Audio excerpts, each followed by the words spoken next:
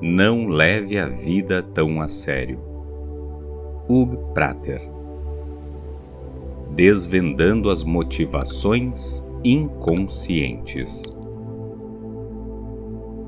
Talvez em nenhum outro setor da vida a convicção de que pensamentos perturbadores são nocivos fique mais evidente do que nas relações amorosas. O tempo e a energia que despendemos tentando convencer nossos parceiros de que estamos corretos é impressionante. Poucas pessoas fazem algum tipo de esforço para superar um problema no relacionamento. A maioria absoluta prefere defender seu ponto de vista. Os problemas que afetam a maior parte dos casais que Gale e eu aconselhamos todos os anos são bem mais significativos do que a amizade que os une. A maior queixa se resume a quanto eles se sentem insatisfeitos e desrespeitados pelo parceiro ou parceira. O conflito em geral leva à separação, que até é bastante eficiente no que se refere a filhos e finanças, mas um fracasso no que se refere ao lado emocional. A maioria monta uma história detalhada sobre o relacionamento frustrado e sai contando para todo mundo, como se alimentar opiniões alheias, mágoas e rabugices fosse um caminho para a liberdade e a saúde mental. O resultado é um mergulho profundo em pensamentos negativos. Este vício emocional faz com que as pessoas levem para seu próximo relacionamento pensamentos muito intensos do que passaram na relação anterior. Elas agem como um viciado que é vítima de seu passado, não do presente.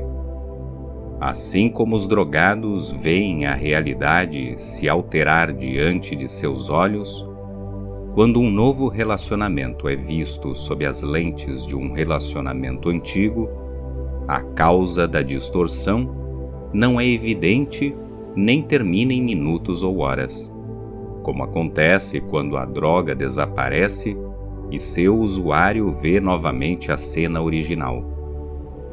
Cada falha em um novo relacionamento reforça essa distorção e um belo dia o amor se esgota. Não importa que racionalmente você perceba que esses sentimentos são irracionais. Sua impressão imediata corre sempre o risco de ser distorcida pelas influências recebidas do passado. Não é possível experimentar o potencial do novo relacionamento se você ainda está vivendo o antigo de corpo e alma. A boa notícia é que as pessoas que conseguem se livrar dessa bagagem emocional conquistam a liberdade. Não importa o quanto tenham sido magoadas, se elas se conscientizarem desses pensamentos, podem escolher como querem se sentir ou agir. A consciência é a maior arma.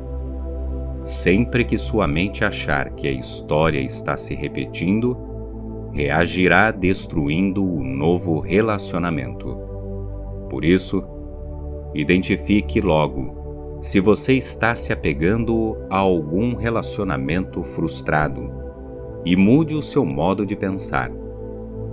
Você por acaso diz que não aguenta aquela pessoa, que ela deixa você doente, que dá arrepios só de pensar nela, que tem sorte de ter sobrevivido ao relacionamento, que ela precisa de ajuda, que é realmente muito neurótica, que aprendeu a lição, que é uma sorte estar fora daquilo, que nunca mais cometerá aquele erro de novo?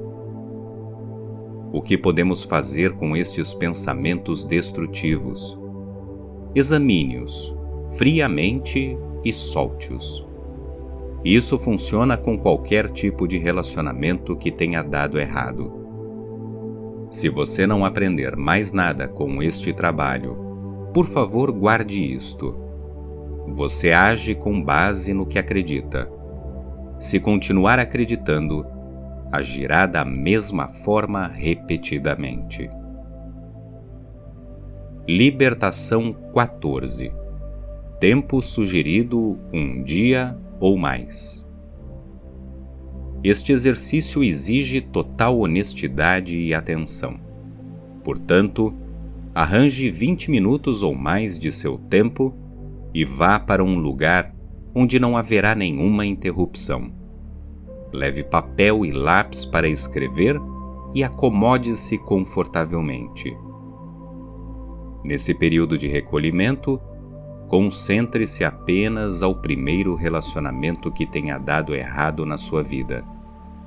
Comece por aquele que acredita ter sido o mais influente. Sei que não é muito agradável pensar nas possíveis falhas de relacionamento com pessoas que você ama. Na verdade, aprendemos mais depressa e mais profundamente se examinarmos com honestidade nossos próprios erros e os erros dos outros. Encare essa experiência como lições. Comece com a sua memória mais antiga desse relacionamento e prossiga em ordem cronológica até o presente. Se a certa altura o relacionamento deu uma reviravolta e se tornou positivo, continue apenas até o final do período negativo. Examine cuidadosamente qualquer evento que ainda lhe seja perturbador. Memorize as emoções que sentiu e, se puder, os pensamentos que teve durante a perturbação. Passe então ao evento seguinte. Seria melhor não ter mais de 2 sessões desse tipo por dia, embora seja recomendável repeti-las quantas vezes forem necessárias para cobrir o período deste último relacionamento. Quando chegar ao final, resuma a atitude ou o pensamento central que surgir em sua mente ao rever essa lista. Este será um de seus pensamentos desencadeadores de alguma emoção.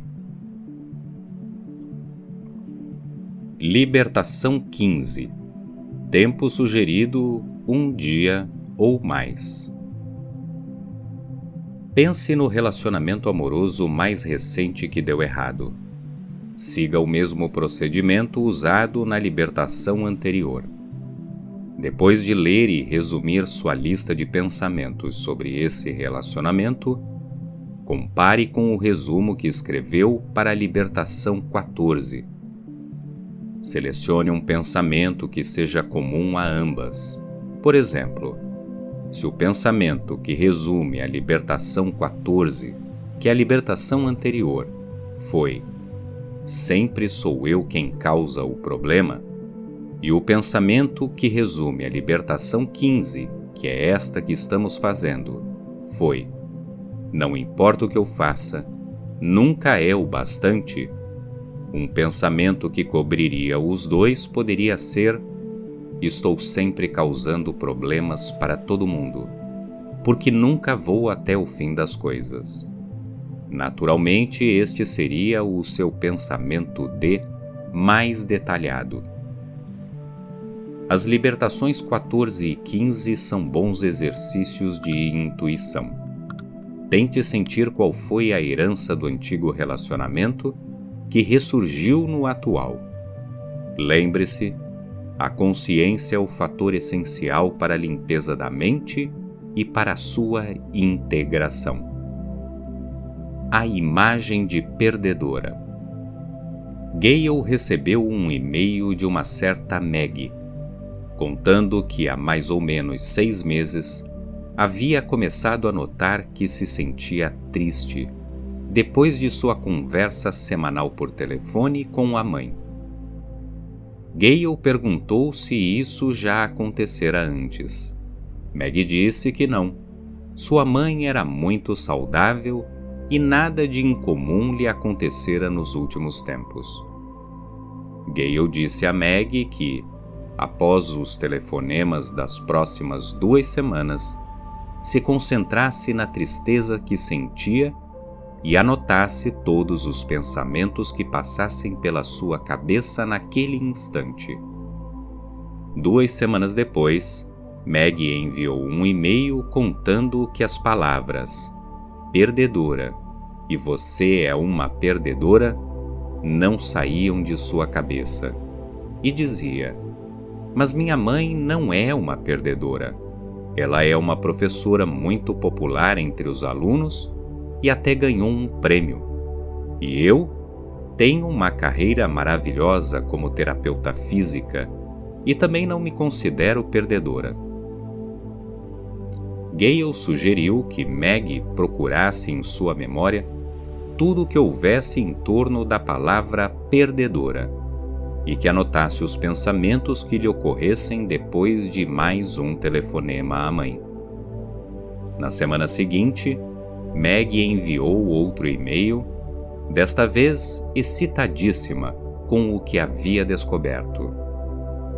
6 meses antes, seu pai, que se divorciara quando Maggie tinha 10 anos, viera à cidade e os dois haviam almoçado juntos. Naquele momento, o pai contara para Maggie que se divorciara de sua mãe porque ela era uma perdedora, que não tinha nenhum objetivo maior do que ser professora da escola primária. O pai de Maggie era médico e tinha ido embora com uma médica. Gale perguntou a Maggie se havia algum aspecto em sua vida que não dera certo. Maggie respondeu que estava com 37 anos e jamais conseguira manter um relacionamento permanente. Disse que o homem com quem estava namorando queria casar, mas algo a impedia de aceitar. Ele era maravilhoso, mas ela se sentia relutante. Mais uma vez, Gale sugeriu a Maggie que refletisse calmamente sobre aquela emoção e anotasse todos os seus pensamentos. Desta vez, ela devia anotar tudo o que sentisse sobre essa relutância. No penúltimo e-mail, Maggie contou a Gale que desvendara um pensamento muito louco. Era o seguinte: se eu me casar, me tornarei uma perdedora. Como posso ter pensado uma coisa dessas? Gale respondeu: porque você viveu durante muitos anos em uma casa onde seu pai tinha a profunda convicção de que sua mãe era uma perdedora. Você é metade seu pai e metade sua mãe, de modo que naturalmente internaliza esses 2 pensamentos da perdedora, que se mostrou forte o bastante para romper o seu lar. No último e-mail, Maggie contou a Gale que havia discutido o assunto com o namorado e que ele a apoiara. Embora ainda não houvesse decidido se casar, ela o convidara para se mudar para sua casa. Os 2 veriam como a coisa funcionaria. Como na história de Maggie, a maioria das pessoas com quem Gale e eu trabalhamos identificam como origem de seu pensamento D uma experiência da infância. Não é coincidência que esses pensamentos D, os pensamentos desencadeadores, sejam tão irracionais. Apenas uma compreensão mais profunda de suas origens pode tirar a sua força. É difícil acreditar que uma ideia tão ridícula como "meu pai achava que a minha mãe era uma perdedora, portanto, eu me tornarei uma perdedora se me casar" poderia ser responsável por 15 anos de incapacidade de aceitar um compromisso. É claro que não deveria ter acontecido, mas aconteceu. Não perca seu tempo julgando seus pais. Eles também tiveram pais. As pessoas discutem o que seus pais fizeram em tom indignado. Todos nós cometemos este equívoco, mas em algum momento temos de admitir que as únicas perguntas significativas a fazer sobre o passado são as seguintes: quando aceitarei o fato de que o que aconteceu, aconteceu?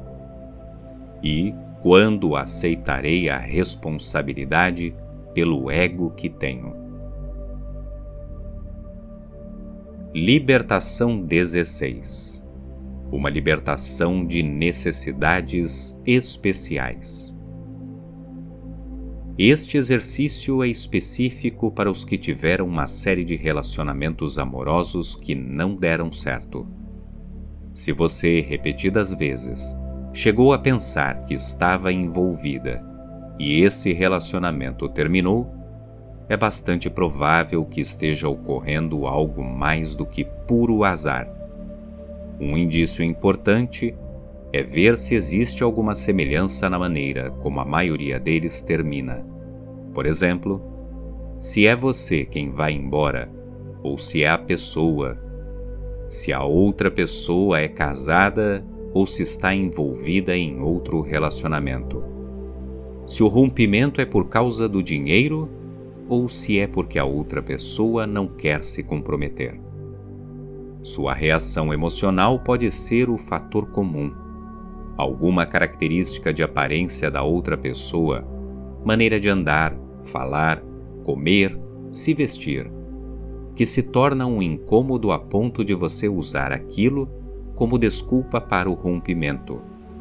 Algo que surge nas conversas, a maneira como analisa ou deixa de analisar um assunto, sua cultura, suas ideias políticas, se torna uma obsessão negativa ou então alguma emoção bem conhecida, necessidade de ir embora e sentir-se livre, crescente inquietude, nervosismo ou perturbação generalizada, insegurança ou paranoia, faz você enxergar cada vez mais cartões vermelhos?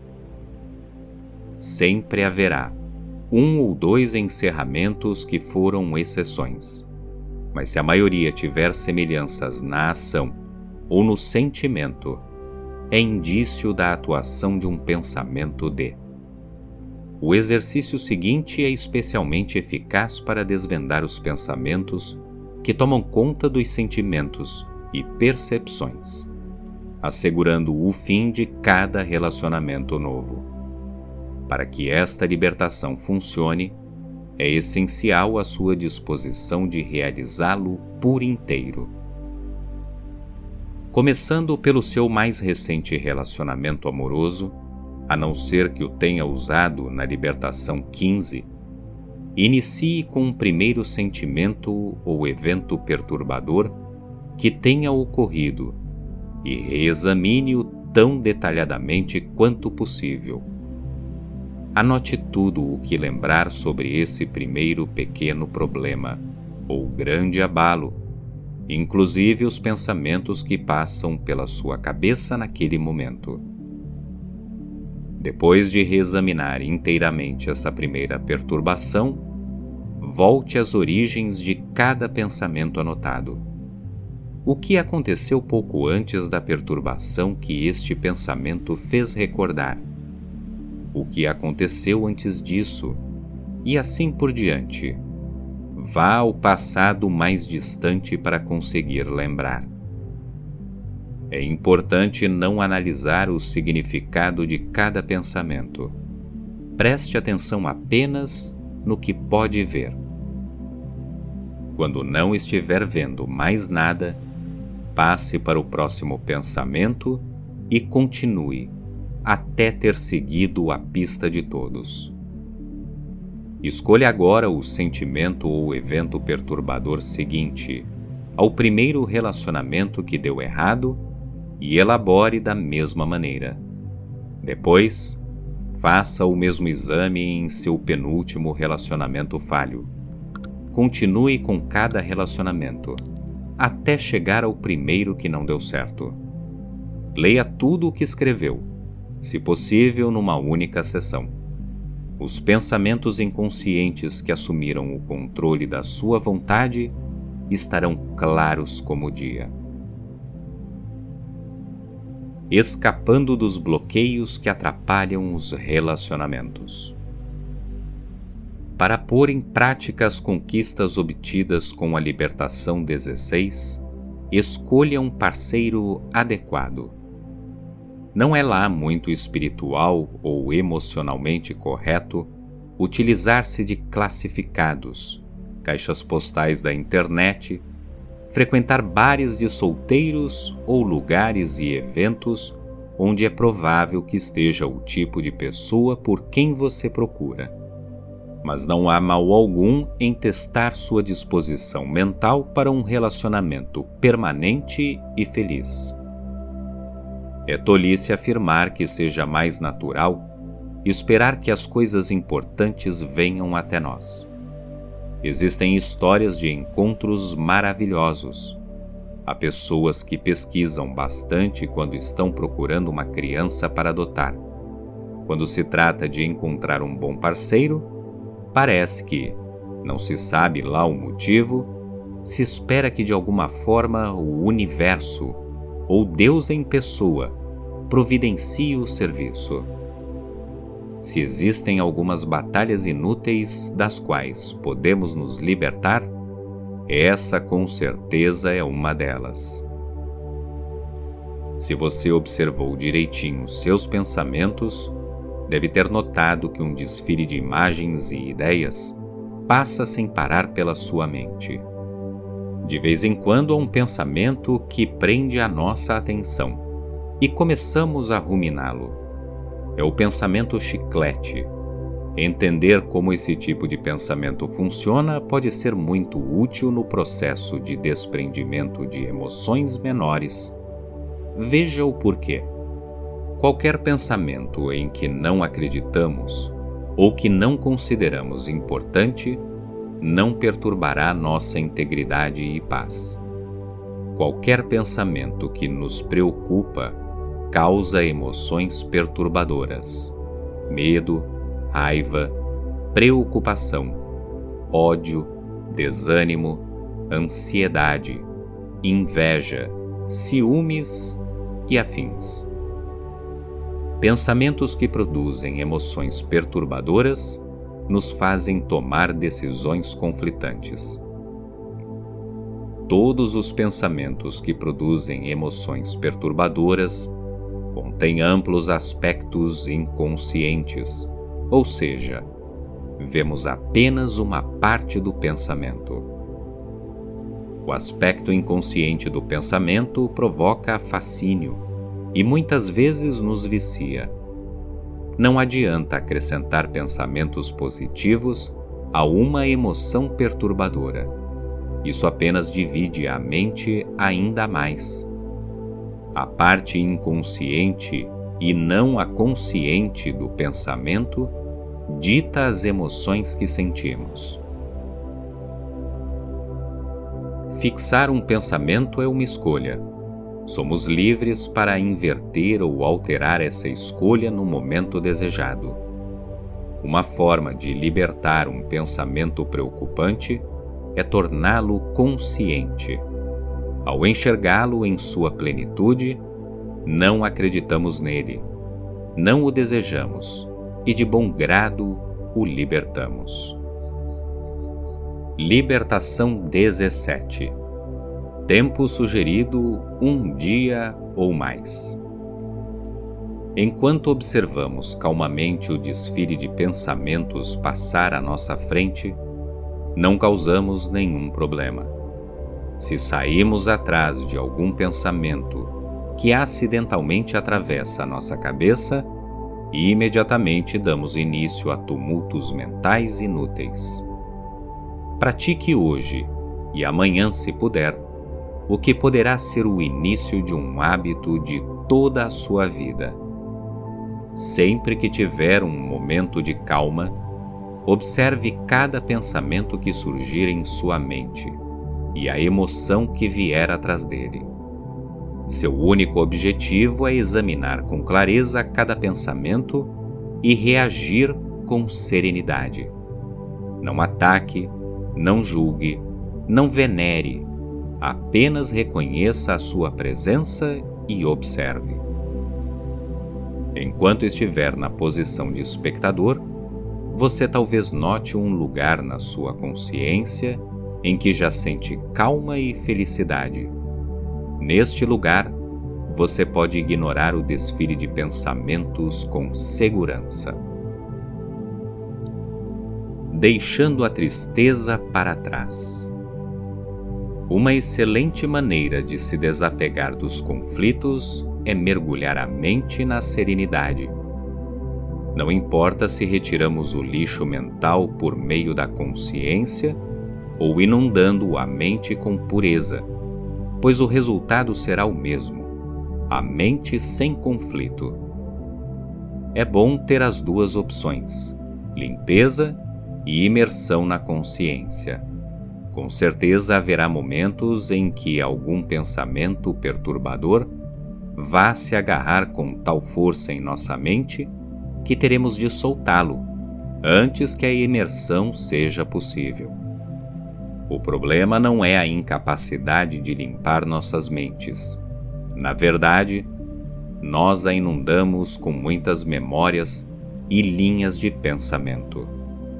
Podemos escolher o caminho do divertimento para limpar a mente em vez do caminho que a polui. O riso, a gargalhada que aproxima as pessoas, tem a capacidade de nos libertar instantaneamente da ansiedade, do desânimo e de todos os estados fragmentados. Muita gente pensa que só pode começar a rir se for surpreendido, mas o riso é, na verdade, uma forma de desprendimento. Como já mencionei, as crianças pequenas chegam ao mundo exercendo naturalmente a capacidade do desapego por meio do divertimento e do deleite. Elas sorriem 35 vezes mais do que os adultos. Elas se divertem por antecipação e, por isso, conseguem evitar que pensamentos perturbadores se instalem em suas mentes. Intuitivamente, elas passam de um tema perturbador para um tema prazeroso. Há alguns meses recebemos a visita de um amigo. Ele comprou um caçador de sonhos numa loja que vende artefatos dos índios norte-americanos. O objeto tem a forma de uma redezinha redonda, feita com uma trama de couro cru e contas e penas especiais para limpeza. Colocada acima da cama, ele caça os sonhos ruins antes que estes possam entrar no seu sono, mas deixa os sonhos bons passarem. Nosso amigo nos disse que era um presente para a filha dele, Sara, de 4 anos, que nas últimas semanas estava tendo uma série incomum de pesadelos. Ela adorou o presente e deu um enorme abraço no pai. Naquela mesma noite, Sara saiu da cama e foi até o quarto dos pais. Papai, preciso do meu caçador de sonhos agora. Nosso amigo foi até o quarto de Sara e olhou em volta, procurando um lugar para pendurá-lo. O caçador de sonhos não apenas deve ser pendurado acima da pessoa que sonha, mas também num ponto em que os raios do sol caiam sobre ele. Os sonhos ruins se dissolvem como um nevoeiro que desaparece com a luz e o calor do sol matinal. Não havia um lugar ideal, mas como o tom de voz de Sara era de emergência, ele decidiu prender o artefato no ventilador de teto. Quando conversei com ele muitos meses depois, soube que Sara nunca mais tivera nenhum pesadelo. O presente a deixara tão feliz que ela rapidamente trocou a infelicidade pela felicidade. Muita gente questiona essa abordagem, alegando que ela não chegaria ao que estava causando os pesadelos. Em mentes cheias de conflito como as dos adultos, talvez seja verdade. Mas crianças da idade de Sara não possuem muita coisa oculta, como demonstrou o fato de que os pesadelos nunca mais voltaram. Um indivíduo ligou para minha casa e perguntou: "Quem está falando?" "Hugh Prater", respondi. "O meu telefone registra uma ligação feita da sua casa." "Que ligação?" perguntei. "Um menino ligou para minha casa e pediu para falar com a minha filha. Eu lhe disse que ela não estava e perguntei quem estava falando. Ele disse: 'Não se preocupe, eu a encontrarei daqui a 1 hora no jogo,' e desligou. Pedi ao pai que aguardasse e perguntei a meu filho de 15 anos e seu amigo se eles sabiam que história era aquela. Tinha sido o amigo de meu filho. Quando voltei ao telefone e confirmei que a chamada fora feita de minha casa, ele disse que havia gravado a ligação e que eu poderia ir até lá para escutá-la e ouvir com meus próprios ouvidos que o menino não tinha dado o seu nome. Falou ainda que nada sabia sobre a minha casa, mas que na dele esse tipo de comportamento não era tolerado. Perguntei-lhe se já recebera alguma outra ligação do meu telefone. Ele me disse que este não era o caso. A questão é que deveríamos ensinar aos nossos filhos um comportamento moral, e bateu o telefone. Mais tarde, naquele mesmo dia, meu filho e o amigo voltaram contando que o pai da garota fora ao jogo e se enfurecera com a filha por ter esse tipo de amigos. Disseram ainda que assim que o pai se afastou, contaram a ela o que havia acontecido. Ela ficou furiosa, porque o pai dela ligou para cá. Informaram os dois exultantes. Os adolescentes costumam não deixar seus nomes. Se esta pequena característica do comportamento humano pôde causar esse tipo de enfrentamento, que chance tem esse indivíduo de algum dia experimentar um único dia de paz e felicidade? Dentro de suas mentes, os que se acham superiores estão em guerra com os outros. Não foi a ligação o que deixou esse pai tão perturbado, mas sim a imagem fragmentada que ele tem de si mesmo. Na sua cabeça, ele era um indivíduo cheio de correção e virtudes, portanto, alguém com quem não se brinca. A ausência de humor desse pai bloqueou sua intuição e experiência, fez com que entendesse de maneira equivocada a motivação e permitisse que a intenção do menino que telefonou fosse desrespeitá-lo. Entre se divertir e se sentir ofendido, ele só conseguiu se isolar e se incomodar, principalmente consigo mesmo.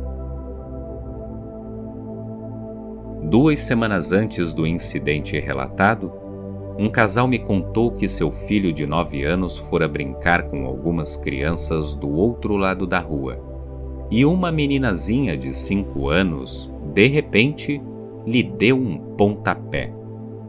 Numa reação por reflexo, o menino atingiu a boca da menina, fazendo cair um dente de leite que já estava solto. Quando o pai e a mãe da menina viram a filha chorando, com a boca sangrando e segurando o dente na mão, o menino já havia atravessado a rua. Furioso, o pai foi atrás do menino, levantou-o no ar pela gola e sacudiu-o. Depois arrastou-o para seu lado da rua e gritou com ele durante muitos minutos. O casal me contou que, ao descobrir o que havia acontecido, primeiro examinou cuidadosamente o filho para ver se ele estava bem, física e emocionalmente. Depois, o impulso dos dois foi atravessar a rua e devolver o ataque, ou como eles disseram, tentar sentirem-se melhor, fazendo o outro sentir-se pior. É interessante que em situações que envolvem nossos filhos, quando o desejo de devolver um ataque é examinado em minúcias, vemos que o que nos faz reagir é principalmente indignação pela maneira como a criança foi tratada, e não necessariamente um desejo de melhorar o bem-estar dela. De alguma forma, os pais do menino conseguiram parar e refletir sobre como realmente poderiam ajudar seu filho. Em primeiro lugar, fizeram-no saber que, embora ele houvesse cometido um erro, o pai da menina cometera outro. Resumindo, disseram que estavam a seu lado. Foi preciso mais de 1 hora para os 3 decidirem tranquilamente o que desejavam fazer. Depois de algum tempo, chegaram a um plano, com que todos concordaram.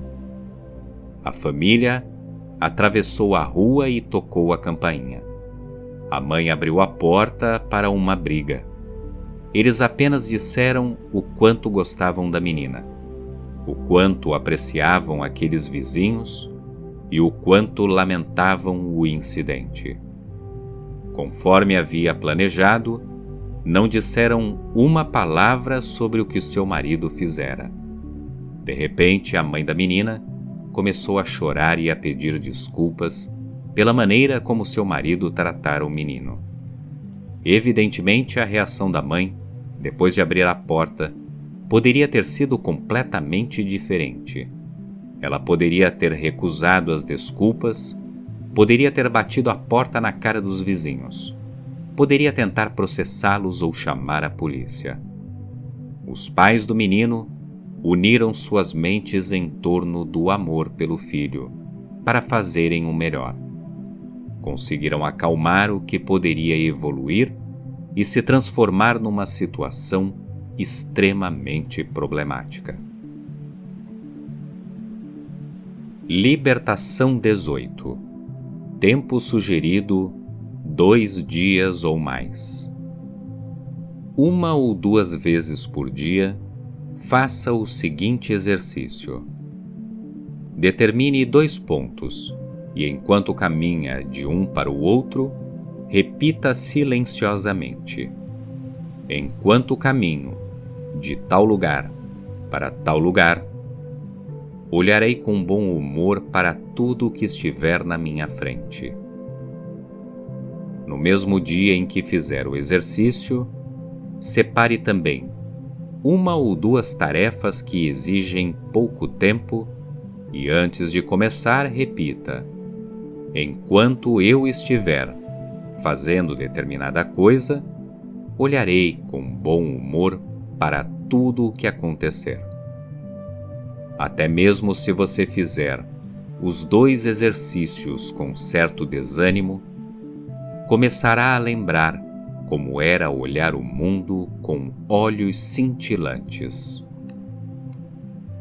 Para praticar o bom humor por antecipação, observe que a mente em conflito é temporariamente deixada de lado em favor de uma disposição mais simples e tranquila. Observe como esta nova disposição permite que você veja mais detalhes e nuances das situações nas quais você se envolve. Observe como esta sua nova disposição lhe permite relaxar mais e aceitar as pessoas e situações como elas são. Observe que sempre que opta por se divertir, você é mais útil para si e também para os outros, e sem sequer ter pensado nisso.